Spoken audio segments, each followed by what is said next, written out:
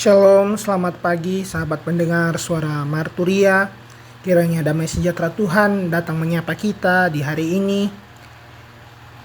Hari ini kita akan bersama merenungkan mengenai bagaimana peristiwa Yesus dipermainkan, dihina, dilucuti martabatnya. Firman Tuhan terambil dari Injil Matius pasal 27 ayat 27 hingga 31. Namun sebelum itu mari kita menghadap Tuhan dalam doa. Kita berdoa. Tuhan yang penuh kasih, saat ini kami datang kepadamu membawa pikiran dan pergumulan kami. Tenangkanlah hati kami supaya kami bisa mendengar firman-Mu dan sungguh mengalaminya. Bukalah mata hati kami supaya kami dapat memahami kasih-Mu, bahkan di dalam penderitaan. Berbicaralah ya Tuhan, karena kami rindu mendengar suara-Mu. Dalam nama Tuhan Yesus kami berdoa. Amin. Injil Matius pasal 27 ayat 27 hingga 31 di bawah judul perikop Yesus diolok-olokan. Kemudian serdadu-serdadu negeri membawa Yesus ke gedung pengadilan, lalu memanggil seluruh pasukan berkumpul sekeliling Yesus. Mereka menanggalkan pakaiannya dan mengenakan jubah ungu kepadanya. Mereka menganyam sebuah mahkota duri dan menaruhnya di atas kepalanya, lalu memberikan dia sebatang buluh di tangan kanannya. Kemudian mereka berlutut di hadapannya dan mengolok-olokkan dia, katanya, "Salam, hai Raja orang Yahudi." Mereka meludahinya dan mengambil buluh ini dan memukulkannya ke kepalanya. Sesudah mengolok-olokkan dia, mereka menanggalkan jubah itu daripadanya dan mengenakan pula pakaiannya kepadanya. Kemudian mereka membawa dia keluar untuk disalibkan. Demikian firman Tuhan. Berbahagialah setiap orang yang tidak hanya mendengar tetapi mau memeliharanya. Bapak, Ibu, saudara-saudari yang dikasihi Tuhan, Shalom. Firman Tuhan hari ini menceritakan mengenai salah satu peristiwa dalam prosesi menuju penyaliban.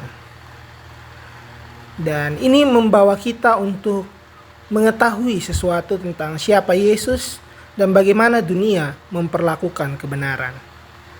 Pada ayatnya yang 27 hingga 28, Yesus dibawa, dilucuti, dan dipakaikan jubah berwarna ungu. Dilucuti pakaiannya bukan hanya secara fisik, tetapi ini adalah simbol dari pelucutan martabat. Terkadang dunia juga sering melakukan hal yang sama, mengambil harga diri seseorang, mengosongkan identitasnya, dan menggantinya dengan label yang palsu. Tetapi ironisnya jubah ungu itu sebenarnya merupakan lambang kerajaan. Tanpa mereka sadari, mereka sedang mengakui sesuatu yang benar, bahwa Yesus memang Raja. Dan disinilah paradoks terjadi ketika kebenaran tetap bersinar, bahkan saat dipermainkan. Ayatnya yang ke-29, ada mahkota duri dan buluh di tangannya. Mahkota itu bukan emas, melainkan duri, simbol kutuk sejak kejatuhan manusia. Seolah dunia hendak berkata, inilah rajamu, raja yang terkutuk. Namun, disinilah misteri Injil berperan. Yesus tidak menolak mahkota itu, dia mengenakannya.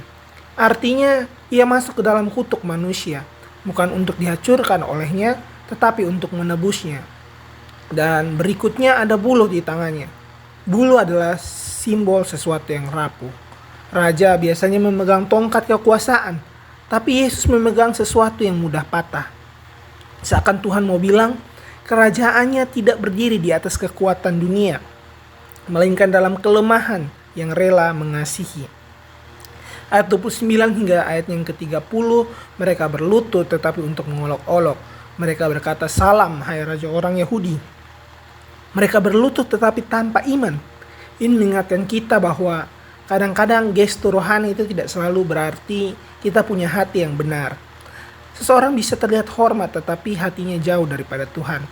Namun ada hal lain yang lebih menarik. Meskipun dengan niat mengejek, mereka tetap mengucapkan kebenaran. Yesus memang Raja. Kebenaran tidak bergantung pada niat manusia. Ia tetap benar bahkan ketika diucapkan dengan ejekan.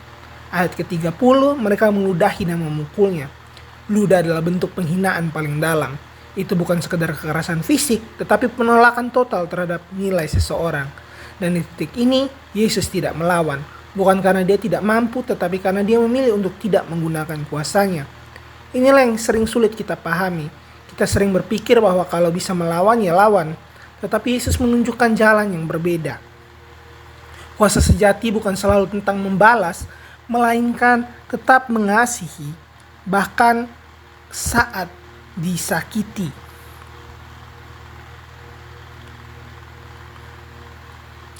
Ayat berikut, mereka menanggalkan jubah itu dan membawanya untuk disalibkan. Semua pertunjukan itu selesai dan mereka berhenti mempermainkan dia. Tetapi sebenarnya justru disitulah karya keselamatan mulai mencapai puncaknya. Yang mereka anggap lelucon menjadi jalan penebusan. Yang mereka kira kekalahan menjadi kemenangan terbesar. Sahabat pendengar, ada satu pertanyaan yang mungkin perlu kita renungkan hari ini.